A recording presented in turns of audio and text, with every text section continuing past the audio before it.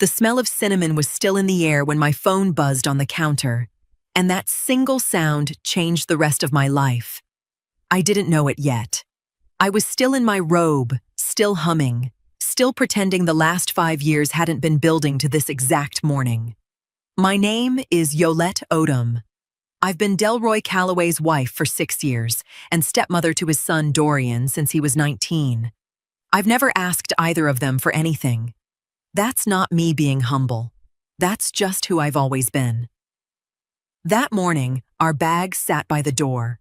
3 suitcases, 2 of them mine, packed for a 7-day cruise to celebrate Dorian's college graduation.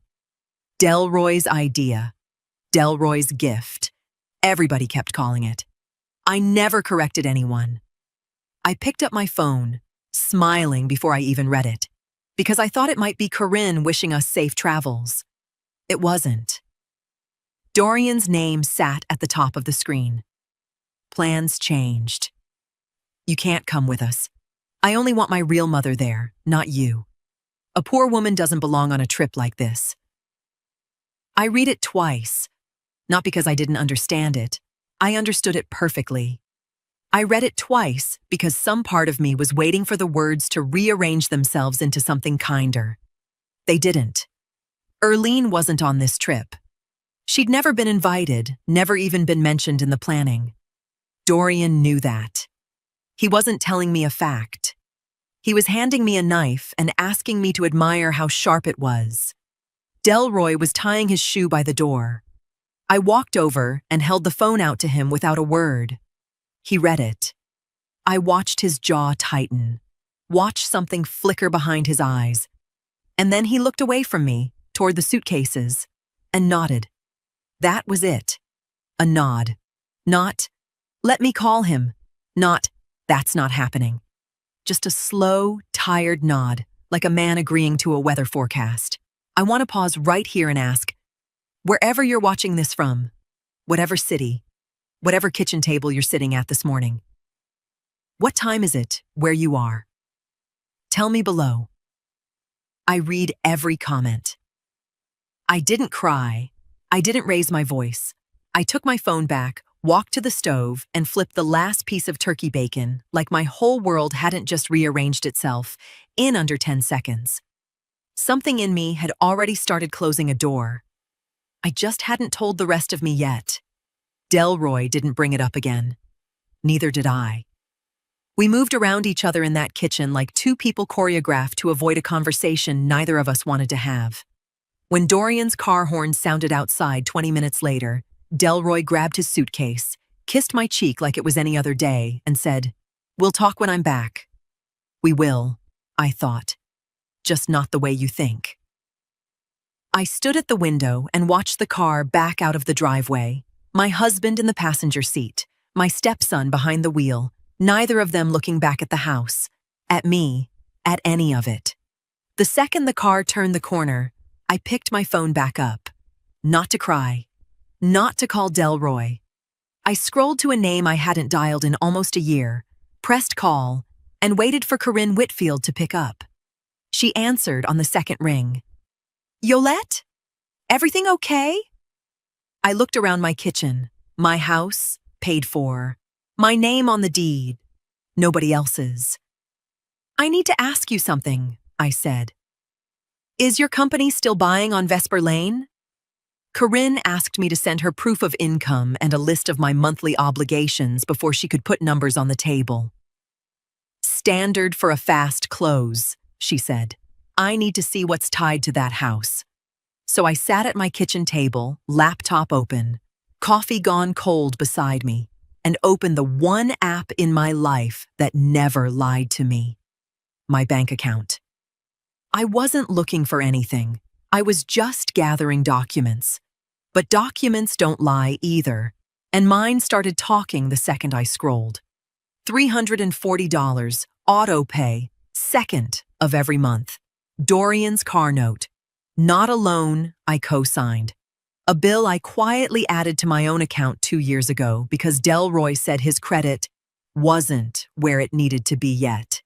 And he didn't want his son riding the bus to his internship.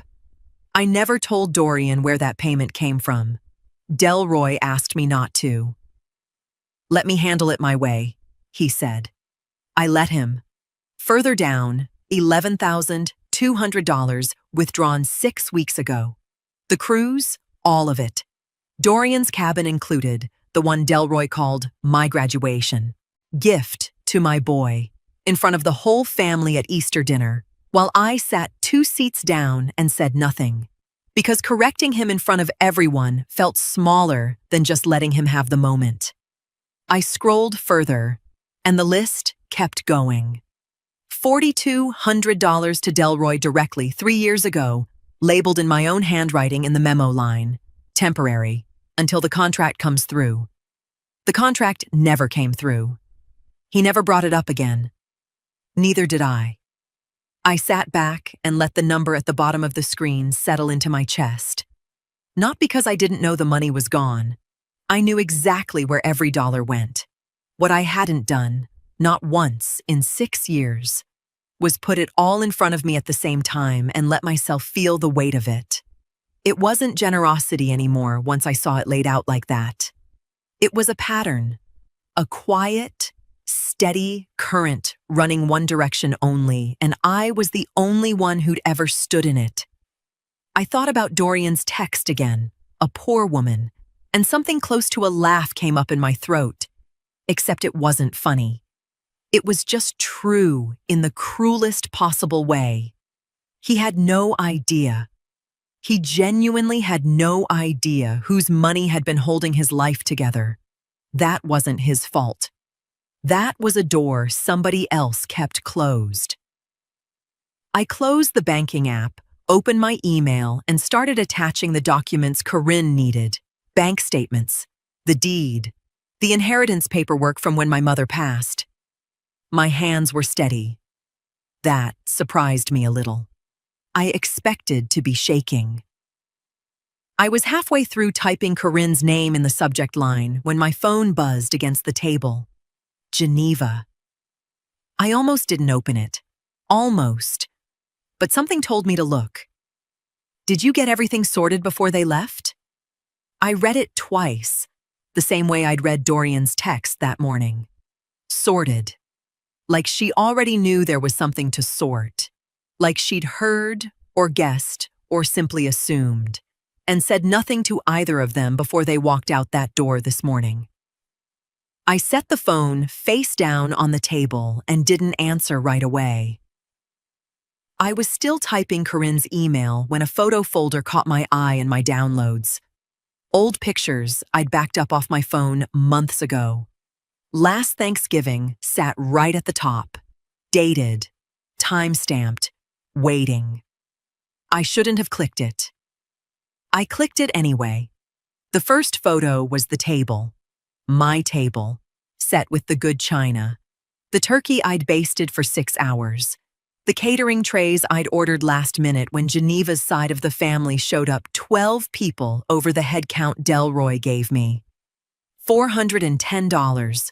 Overflow trays. Paid same day off my card so nobody would go hungry at my own dinner. Nobody thanked me for that. I didn't expect them to. I'd stopped expecting things like that a long time before last Thanksgiving. The second photo was the one that stopped my scrolling. The family portrait. Everyone gathered in front of the fireplace. Dorian's idea to rearrange everybody for better lighting, right before his cousin took the shot. I remembered standing exactly where I'd been told to stand, smiling exactly the way you smile when you don't yet know what's about to happen. In the final photo, the one that ended up framed in Delroy's office, the one his co-workers complimented at the holiday party, I wasn't in it. Dorian had shifted bodies, closed a gap, and I'd simply ended up standing 1 foot outside the frame, smiling at nothing. In a picture nobody printed. I noticed that night. I didn't say a word. I told myself it wasn't worth the tension, that Thanksgiving was supposed to be peaceful, that I was bigger than a photograph. Looking at it now, attached to nothing, printed nowhere, I understood something I hadn't let myself understand that night. It wasn't about the photo. It had never been about the photo. It was about how easily I could be moved out of a frame I'd paid to fill, and how easily everyone in that room let it happen without a single word in my defense. Not Geneva, not Delroy, not even a flicker of discomfort from anyone watching it happen. I closed the folder. My hands weren't shaking, but something in my chest had gone very still, the way water goes still right before it's about to be disturbed. I finished typing Corinne's email. Bank statements attached, the deed attached, the inheritance paperwork attached, and hit send before I could talk myself into softening any of it. My phone rang less than 2 minutes later. Corinne. "I got everything," she said. "This is clean, Yolette. Sole ownership, no liens, no mortgage. I can have a walkthrough scheduled as early as tomorrow morning if you're ready to move." I looked around my kitchen, the same kitchen where I'd packed catering trays nobody acknowledged, where I'd read a text calling me poor that morning, where I'd watched a car pull away without me in it. "Tomorrow morning works," I said. "You sure about this?" Corinne asked, gentler now. "Once we start, it moves fast." I thought about the photo, about the $410, about 6 years of standing 1 foot outside a frame I'd paid to fill. "I've never been more sure of anything," I said. Corinne's car pulled into my driveway at 9 the next morning, exactly when she said she'd be there. I watched her get out with a folder under her arm and a contractor trailing behind her with a small tablet, already taking notes before either of them reached my front door. "This won't take long," Corinne said, stepping inside. "Foundation, roof age, any major systems. That's really all we need for a cash offer like this." I followed them room to room, answering questions I'd answered without thinking 100 times before, for insurance forms, for property taxes, for nothing that ever mattered this much. The water heater was 4 years old. The roof had been redone the year my mother passed. No structural issues, no open permits, nothing complicated standing between me and the door I was walking toward. Corinne's contractor finished in under 20 minutes. She walked him out, came back alone, and sat across from me at the same kitchen table where I'd opened my banking app 2 days ago. "I'm not going to waste your time," she said. "This house is clean. It's solely yours. And properties like this move fast for us. If you're serious, and I mean truly serious, Yolette, because once I start this, I'm not slowing down for second thoughts, I can have this closed in 5 to 6 days. 5 to 6 days. I did the math without meaning to. Delroy and Dorian were 2 days into a 7-day cruise. 5 days from now put me well ahead of them. 6 days still left room to spare. "I'm serious," I said. Corinne studied me for a second, the way old friends do when they're checking if the person in front of them is really who they think they are. "I believe you," she said. "I just need to hear you say what this actually means before I move forward." "It means I'm selling my house," I said. "It means I'm done explaining myself to people who've never once explained themselves to me." She nodded slowly, opened her folder, and slid a preliminary offer sheet across the table. A number at the top that made my chest tighten. Not from doubt, but from how real this had suddenly become on paper instead of just in my head. I signed where she pointed.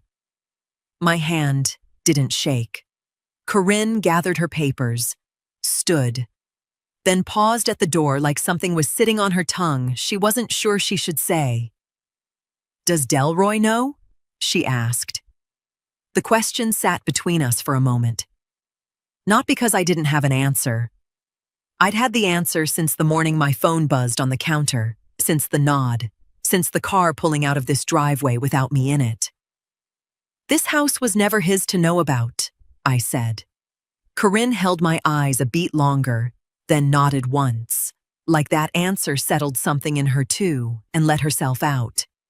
I stood in my kitchen alone, listening to her car back out of the driveway, and felt the first quiet click of a door closing somewhere deep inside me. Not slammed, not dramatic, just final. Corinne's office emailed a follow-up request that afternoon. Standard form, she said. Required for any withdrawal over $2,000 showing in my financial history. Please provide a brief explanation for the following transaction. One-line item sat highlighted in yellow. $3,000, withdrawn 18 months ago. No memo, no explanation attached. I didn't need the form to remember what it was for. I remembered the day clearly enough without it. Dorian's car had broken down on I-285 during finals week, transmission gone, no warning. He'd called Delroy in a panic, and Delroy had called me 20 minutes later, voice tight in that particular way it got whenever money came up. I don't have it right now, he said.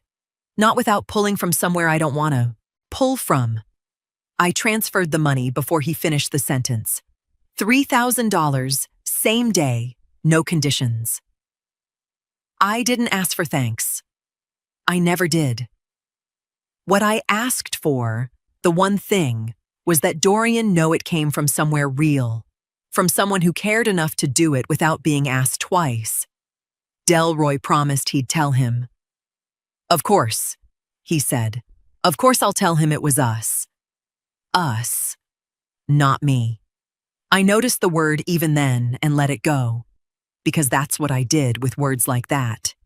2 weeks later, at a cookout I'd spent the morning cooking for, I overheard Dorian telling his cousin Marquise the story, beer in hand, laughing about how close he'd come to losing the semester. My dad came through, though, he said. Pulled $3,000 out of nowhere, no questions asked. That's my pops.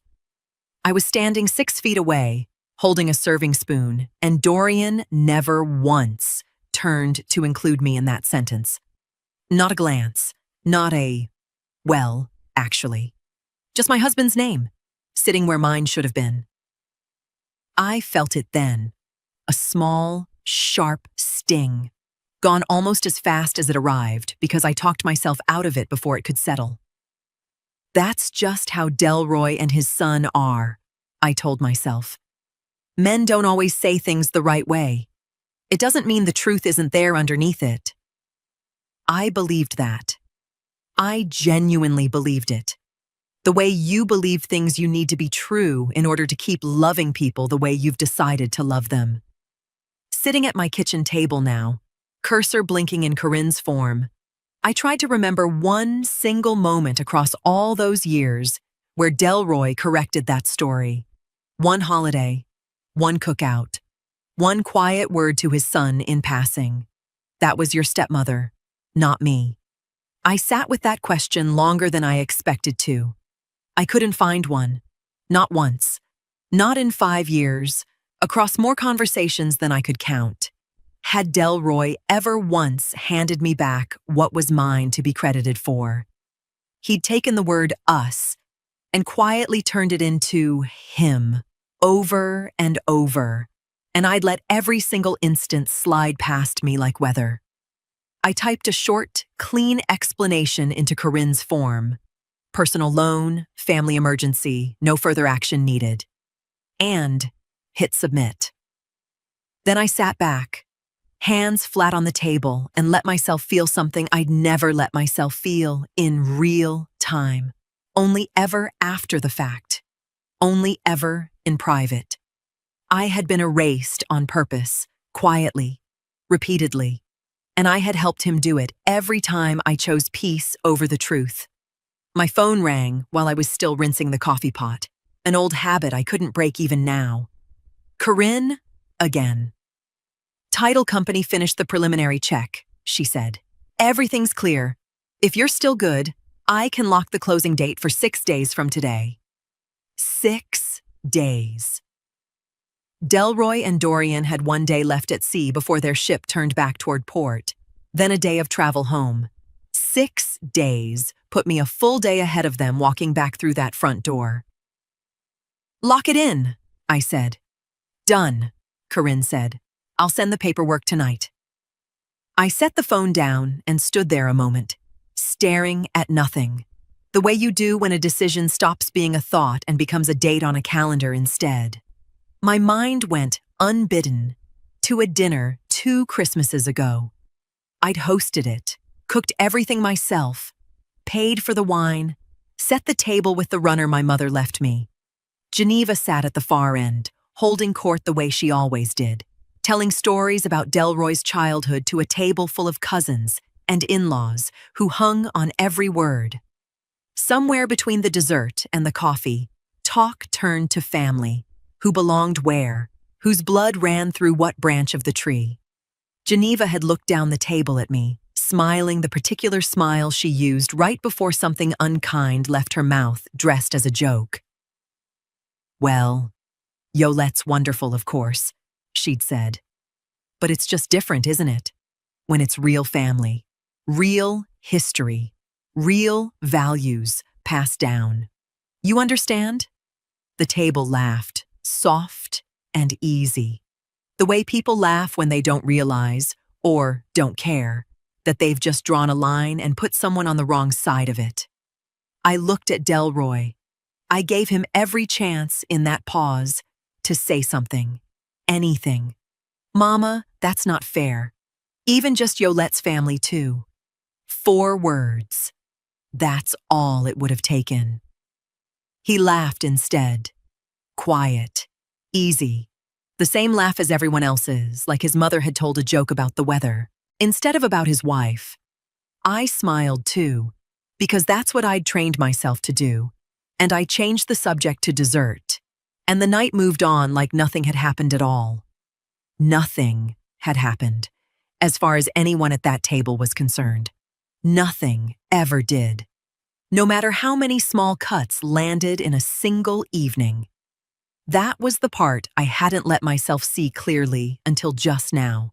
Standing in my kitchen with a closing date locked 6 days out.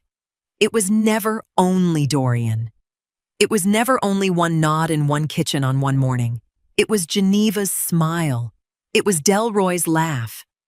It was a whole family that had quietly agreed, without ever saying it aloud, on exactly how much space I was allowed to take up. I picked my phone back up and texted Corinne. 6 days works. Send everything tonight. I'm ready. She replied within a minute. It's moving. No turning back after this. I typed back 2 words and meant every letter of them. I know. The documents Corinne promised sat in my inbox by 7 that morning. 20-some pages of language I'd never had reason to learn until 2 days ago. Title transfer. Disclosure forms. A closing date in bold at the top. 6 days from now. I printed them anyway, because some things deserve to be signed with a real pen, not a fingertip on a screen. I sat at the kitchen table and went through them slowly, not because I doubted any of it, but because I wanted to feel every page.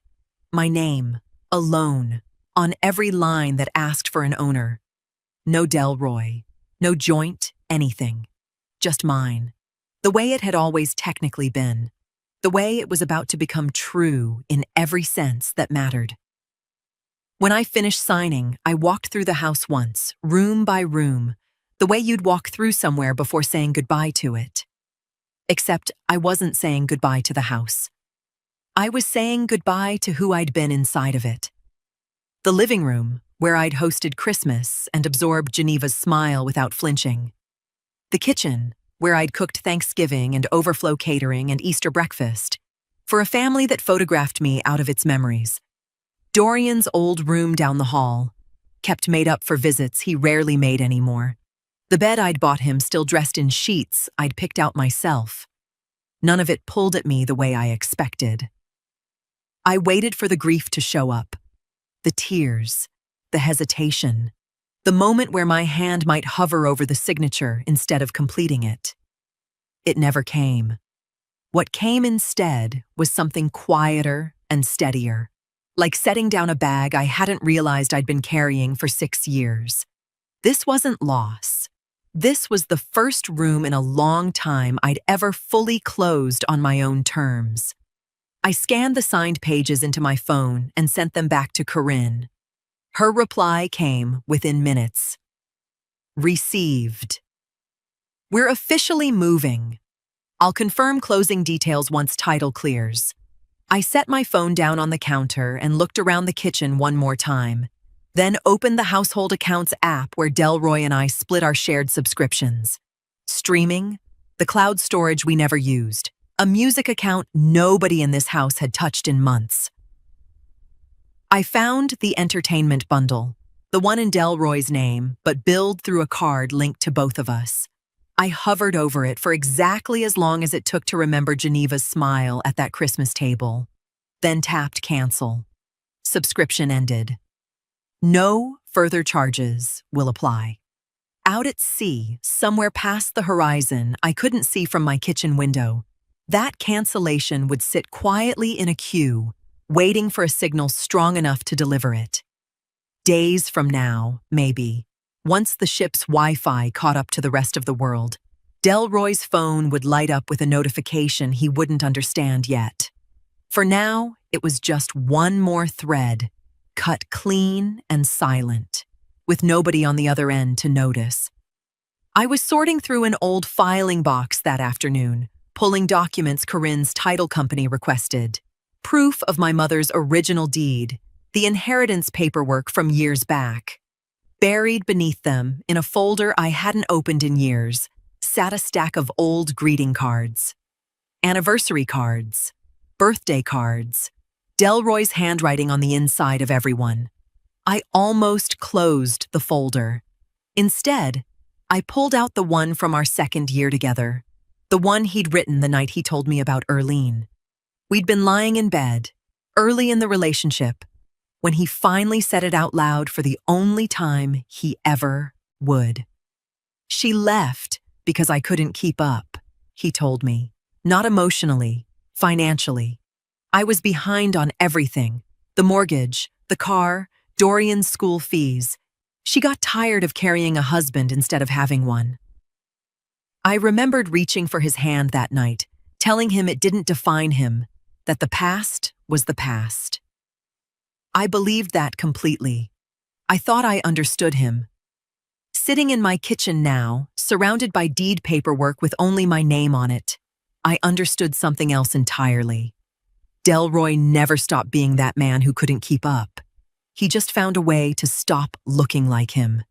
Every dollar I quietly handed Dorian, every bill I covered without asking for credit, became another brick in the version of himself Delroy was building. The provider he'd failed to be the first time, finally standing tall in his son's eyes the second time around. The cruise wasn't a graduation gift. I saw that clearly now, the way you see a photograph differently once someone tells you what's actually happening just outside the frame. It was Delroy's redemption tour, paid for entirely by me, performed in front of a son who had no idea he was watching his father's second chance instead of his own celebration. That's why Delroy never corrected anyone. Not Dorian at the cookout, not his mother at that Christmas table. Correcting them meant admitting out loud that he was still the man Erlene left, and he would rather let his wife disappear from the story completely than risk his son ever seeing him that way again. I sat with that for a long moment, feeling something settle into place that had been loose and unnamed for years. This wasn't passivity. Passivity was an accident. This was a man protecting a wound by quietly bleeding someone else dry instead. My phone rang. Corinne. Good news, she said. Title cleared faster than expected. No liens, no complications, nothing holding us up. I can move closing up from 6 days to 3 if you want it sooner. 3 days. Delroy and Dorian were still somewhere mid-ocean, 2 days from port, with no idea their house would already belong to someone else by the time they touched land. Move it up, I said. 3 days is perfect. Done, Corinne said. I'll send updated paperwork tonight. Yolette, once this closes, there's no walking it back. You understand that. I looked at the old greeting card still sitting open in my hand, Delroy's handwriting staring back at me, every word of it now meaning something entirely different than it had the night he wrote it. "I understand it better than I ever have," I said. I woke that morning with a clarity I hadn't felt in years. No second guessing, no debating whether something was worth the discomfort of doing it. 2 days until closing. 5 days until Delroy and Dorian's ship reached port. The math sat clean and final in my mind. I made coffee, sat at the table, and opened the one account I'd been avoiding all week. Dorian's car note. $340. Auto pay. 2nd of every month. Running steady for 2 years straight without a single missed payment, without a single word of acknowledgement. I scrolled through the payment history before I canceled it. 24 payments. $8,160 total, sent quietly out of my account into a loan that had never once carried my name. I thought about Dorian behind that wheel, at his internship, at school, at the cookout, where he'd laughed about his father pulling money out of nowhere. That car had been driving on my money since the week he got it, and he'd never once known whose hands had actually been steering it from behind the scenes. There was no hesitation left in me by the time I found the cancel option.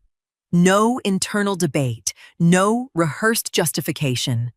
I'd done all my grieving already, in pieces, across the last week. The photo, the cookout memory, the dinner table, the greeting card. This was just the final mechanical step in a decision I'd already made days ago. I clicked cancel. Auto pay discontinued. No further payments will be processed. 8 words on a screen, and just like that, the last visible thread connecting my money to that family's daily life was gone. Whatever happened next, a missed payment notice, a call from the lender, Dorian eventually noticing the car note hadn't pulled from wherever he assumed it pulled from. None of it was mine to manage anymore. I closed the laptop and sat in, the quiet of my kitchen, waiting to feel something dramatic. Triumph, relief, even guilt, maybe. What I felt instead was simpler than any of that. The steady, unremarkable feeling of a task completed. Forward motion. Nothing left behind me to second guess. I was rinsing my mug at the sink when I heard a knock at the side door. Miss Patrice, from 2 doors down. Basket of mail in hand. The kind of neighbor who noticed everything on this street, whether she meant to or not. "Brought your packages in off the porch," she said, setting them on the counter. "Didn't want them sitting out with all that activity going on." Activity? "Moving truck," she said, nodding toward the street like it was still parked there. "Came by yesterday afternoon. 2 fellas loading up some boxes from your garage. Figured y'all were finally clearing out that old furniture you mentioned at the cookout last summer."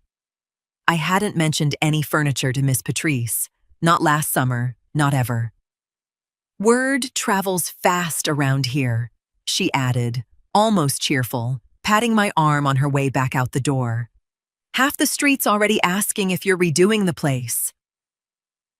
I stood at the counter long after she'd gone, my pulse picking up in a way it hadn't all week. 2 days until closing, and the street already knew something was happening before my own family did. I called Corinne first thing about the moving truck Miss Patrice mentioned, half expecting some mix-up I'd need to untangle. "That's mine," Corinne said. "I had a crew start clearing the garage of anything I marked as non-essential in the walkthrough. Old furniture. The stuff you flagged for donation. I should have told you it had happened this week. My apologies if it caught you off guard." It hadn't been a mystery after all. Just one more piece of the process moving faster than I could track it. Relief settled where worry had been sitting for the better part of a morning. With that cleared, I spent the rest of the day doing the one thing I'd been putting off since the day I signed those papers. Deciding what actually belonged to me. I started in the bedroom closet, pulling down the boxes I'd never fully unpacked, even after 6 years in this house. The ones that still held pieces of who I was before Delroy Calloway. My mother's jewelry box, photographs from before this marriage, the quilt she'd made me the year before she passed, folded, careful, and untouched in tissue paper. I moved through the house with a kind of ruthless clarity I hadn't expected from myself. Nothing with Delroy's name on it. Nothing that had ever belonged to Dorian, not even the small things. A coffee mug he'd given me one Christmas. A card he'd signed Love, D, before any of this happened. I set them on the counter, unbothered, the way you'd clear a table after a meal that was finished. One box gave me pause. Wedding photos, 8 years of anniversaries, captured in frames I dusted every week without fail. I held the album in my hands longer than I held anything else that day, not from doubt, but from honesty. This had been real once. That part wasn't a lie, even if everything built on top of it eventually became one. I packed it anyway. Not to keep on a shelf somewhere new, just to keep. The way you keep proof that something happened, even after you've decided it's over. By evening, I'd arranged everything that mattered. 4 boxes, 2 suitcases, nothing more. And confirmed the apartment 2 states away that Corinne's sister had quietly helped me secure the week before. A fresh lease under my name alone, far enough from Atlanta that no one in this family would think to look there first. I was taping the last box shut when my phone lit up on the counter. I almost ignored it. Something made me look anyway. Dorian's name, a new post, a photo. Him and Delroy on the ship's top deck, sun behind them, both laughing at something outside the frame. The caption sat beneath it in his familiar careless handwriting. Best graduation gift ever. Love, my pops. 43 likes already. Comments stacking underneath it. Congrats, man. So proud of you. Your dad's the best. I looked at it for a long moment, waiting for the sting I'd felt at that cookout 18 months ago, the one I used to swallow and explain away. It didn't come. What I felt instead was something closer to distance, like watching a photograph of strangers, people whose approval had simply stopped mattering somewhere over the last 9 days. I set the phone face down on the counter, picked the tape gun back up, and finished sealing the box. Corinne picked me up herself that morning instead of having me meet the title company alone. Figured you shouldn't do this one by yourself, she said. And I didn't argue. The office was smaller than I expected. A quiet conference room, a notary with reading glasses pushed up on her head, a stack of documents already organized in neat, tabbed sections, waiting for my signature. No drama to any of it. No music swelling, no dramatic pause. Just paper, ink, and the steady tick of a wall clock counting down a life I was about to close the door on. I signed where the notary pointed, page after page, my name, appearing for the final time on anything connected to that house. Title, transfer. Final, disclosures. The closing statement with a number at the bottom that no longer felt like the point of any of this. That's it, the notary said eventually, gathering the last signed page into the stack. Congratulations. The sale is final. Final. I let that word sit in my chest for a moment, testing it the way you test ice before stepping fully onto it. Corinne squeezed my hand once we were back in the car. You did it, she said. No going back now.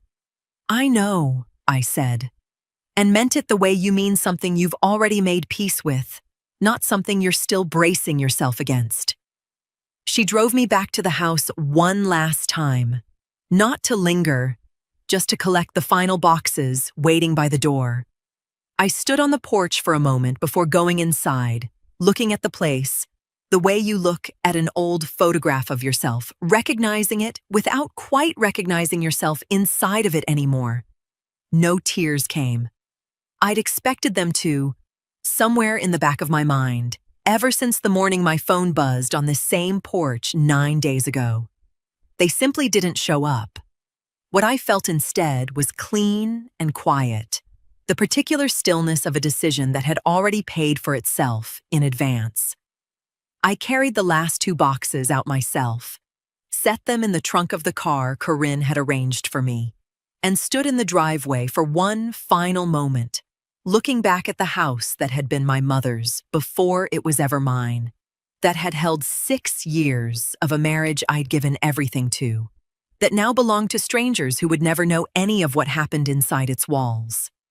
I didn't leave a note. I didn't leave a key under a mat. No gesture, no last word for anyone to find. There was nothing left to explain, and no one left in that house to explain it to.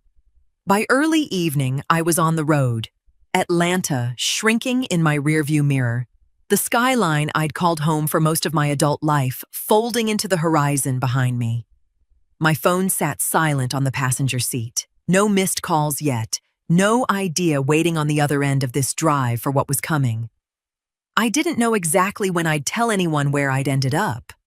I only knew, watching the city lights fade completely behind me, that wherever I was finally going there as only myself.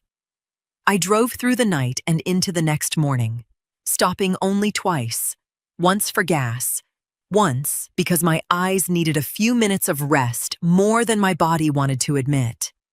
By late morning, the skyline behind me had long since disappeared, replaced by flat highway and pine trees, and a kind of quiet I hadn't realized I'd been starving for. The apartment Corinne's sister had helped me secure sat on the second floor of a small building near the coast in South Carolina, close enough to smell salt in the air when I finally stepped out of the car.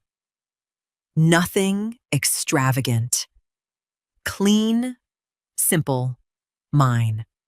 I carried my boxes up one at a time, no rush to it, no one waiting on the other end of a phone wondering where I was.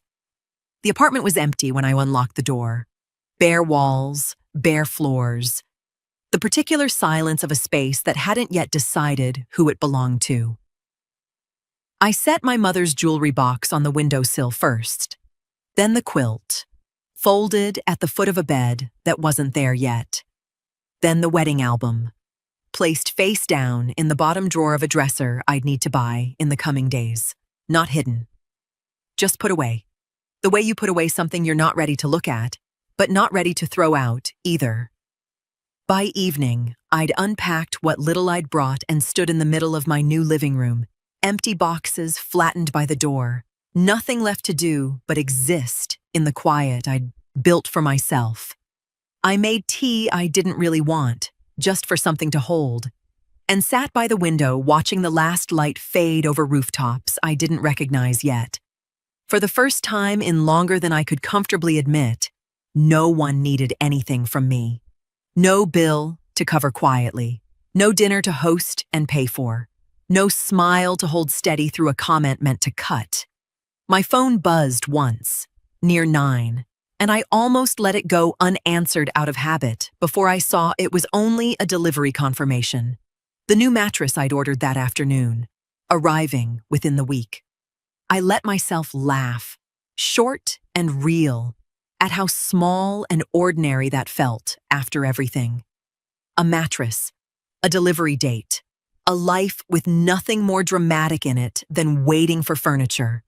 I thought, briefly, about Delroy and Dorian somewhere out on the water, unaware that the house they were sailing back toward no longer existed for them. I didn't feel triumph thinking it. I didn't feel guilt either. I felt something quieter than both. Distance, clean and complete. The kind that comes only after you've truly let something go rather than simply walked away from it. Tomorrow, their ship would finally turn toward port, ending 7 days of celebration paid for by a woman they'd left behind without a second thought. I didn't know yet what that homecoming would look like for them. I only knew, sitting in the dark of my new living room with tea going cold in my hands, that whatever it looked like, it would happen entirely without me. I wasn't there for any of it. I want to say that plainly, because everything I know about that afternoon, I learned after the fact. From Corinne, from the new owners, from the trail of missed calls that started lighting up my phone before I ever picked it up. What I'm telling you now is pieced together from what Corinne saw firsthand and what she heard from the new owners themselves. So I can't promise every word landed exactly as I'm about to say it. But the shape of it, the truth of it, I trust completely. Delroy and Dorian landed back in Atlanta a little after noon, tired and sun-worn from 7 days at sea, expecting nothing more complicated than a quiet drive home and a hot shower. Corinne told me later that a moving truck was still parked out front when their rideshare pulled into the driveway. The new owner's truck, halfway through unloading furniture into a house that no longer had a single thing of mine left inside it. Dorian thought it was a mistake at first. Wrong address, maybe, or movers who'd gotten turned around. He walked up to the front door anyway, the way you do when your body hasn't caught up to what your eyes are already telling you. A woman he'd never seen before answered, polite, and a little confused herself, explaining that she and her husband had closed on the house 4 days earlier. Sole owner, she said. Everything handled clean and proper, paperwork done, nothing irregular about any of it. I imagine the silence that must have followed that sentence. I wasn't there to hear it, but I know my husband well enough, even now, to know exactly what his face must have done. Delroy called me first, Corinne told me later, standing in that driveway with his luggage still at his feet. I didn't answer. I'd seen his name appear once, twice, and let it ring through to nothing, the way I'd let so many smaller things ring through to nothing for 6 years before this. He called again, and again. Dorian's name started appearing between his, the two of them taking turns, like tag-teaming a phone that had simply stopped belonging to their world. By Corinne's account, neighbors started stepping outside to watch, Miss Patrice among them, no doubt, finally getting the explanation behind the moving truck she'd mentioned to me days earlier. A small audience gathering on a quiet street, watching 2 men stand in a driveway that wasn't theirs anymore, phones pressed to their ears, calling a woman who had already decided, days ago, exactly how much of herself she had left to give. I didn't watch any of it happen. I didn't need to. I knew, sitting 2 states away in an apartment that smelled faintly of new paint, exactly what that driveway must have looked like. Exactly what kind of panic settles into a person's chest when the ground they assumed would always be there simply isn't anymore, and no explanation is coming to soften the landing. My phone kept buzzing through the afternoon, steady and relentless, a number climbing in the corner of my screen that I watched rise without lifting a finger to stop it. 30 missed calls. 40.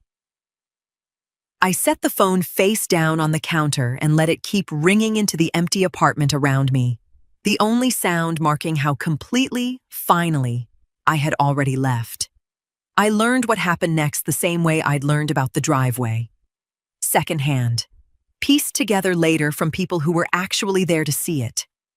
With nowhere else to go, Delroy and Dorian ended up at Geneva's that evening, luggage still packed, the whole family gathering in her living room to make sense of what had happened.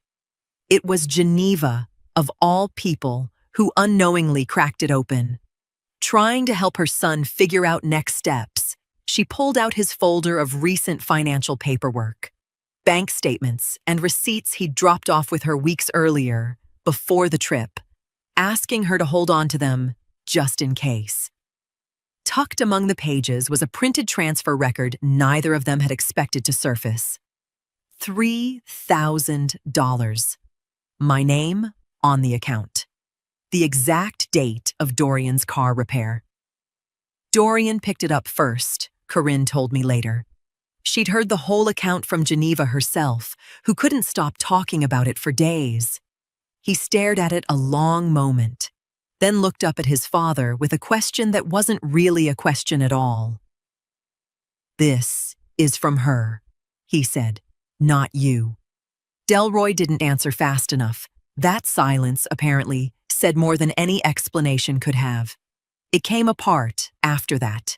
Not loudly, not with shouting, but with the kind of slow unraveling that's almost worse than noise. Dorian started asking about the cruise, about the car note, about every story he'd ever been told about where his father's money had supposedly come from. And piece by piece, Delroy ran out of places to hide the truth. He admitted it standing in his mother's living room, voice low, the fight gone out of him completely. The cruise had been mine, every dollar of it, including the cabin Dorian had been so grateful for. The car note, the emergency loan, all of it, mine, quietly, for years, while Delroy let his son believe he'd finally become the provider he'd failed to be the first time around. Dorian didn't yell. From what I understand, he didn't have it in him to yell. He just sat down on Geneva's couch, the bank statement still in his hand, and asked his father one question that apparently silenced the entire room. "Did you ever let me say thank you to the right person?" Delroy had no answer for that. There wasn't one to give. I wasn't there to witness any of it firsthand. I only know what I was told days later, once people started needing somewhere to put what they were feeling. But I understand, even from a distance, exactly what kind of silence must have followed that question. The same silence I'd absorbed for 6 years, finally landing somewhere else for once. My phone, sitting face down on my counter 2 states away, kept climbing the entire time. I hadn't looked at it in hours, hadn't let myself. When I finally turned it over, the number stopped me cold. 56 missed calls. Before I could set it back down, it lit up once more in my hand. Dorian's name, calling for what I'd later learn was the first time he'd ever dialed me out of something other than obligation. I looked at it for a long moment, the way I'd looked at his text 9 days ago in my kitchen.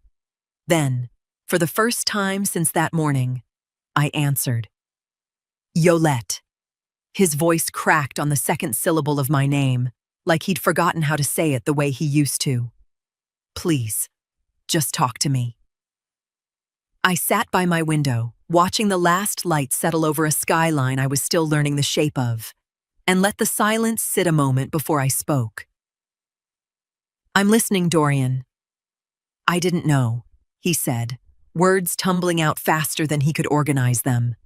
"About the money, about any of it. I swear, if I'd known—" "I believe you," I said, and meant it. That part had never been his fault. Not really. It belonged to someone else. "Where are you?" he asked. "We need to see you. We need to talk about this, about the house, about everything." I let that question pass by without an answer. Some doors, once you close them, aren't meant to be reopened just because someone finally noticed they existed. "The house isn't mine to talk about anymore," I said instead. "But I spoke with the new owners before I left. They're not unkind people. They know there are personal things still in the garage, your father's things, some of yours. They've agreed to let you both come collect whatever's left this Saturday, between 9 and noon. After that, anything remaining gets donated." "That's it?" His voice cracked again, smaller this time. "After everything, that's all you're going to say?" "That's all there is to say," I said, gently, because none of this was his battle to carry alone, even if he was the one holding the phone. "What happened between you and your father, that's yours to work through. I can't fix 6 years in one phone call, and I'm not going to pretend I owe you the attempt." He was quiet for a long moment. I could hear something in the background, Geneva's voice, low and uncertain, and somewhere beneath it, Delroy, saying nothing at all. "Can I at least tell him you're okay?" Dorian asked finally. I thought about that question longer than I expected to. Not because I didn't have an answer, but because I wanted to make sure it was the truest one I had. Tell him I'm better than okay, I said. Tell him I finally stopped waiting for a nod that was never going to turn into a word. I heard him exhale, unsteady, on the other end of the line. I'm sorry, he said, for the text, for all of it. I know, I said, and I did. Take care of yourself, Dorian. I ended the call before he could find anything else to say, set my phone on the windowsill beside my mother's jewelry box, and let the quiet of my apartment settle back around me. Outside, the last of the evening light caught the water 2 blocks away, gold and unhurried, the way nothing in my life had been allowed to feel in longer than I could remember. I thought about that kitchen one last time. The cinnamon, the nod, the door I'd felt closing somewhere inside me before I'd even understood what it meant. It was closed now, fully, finally, on my own terms. I picked my tea back up, still warm, and let myself simply sit there, not waiting on anyone, not performing peace for anyone watching, just living in it.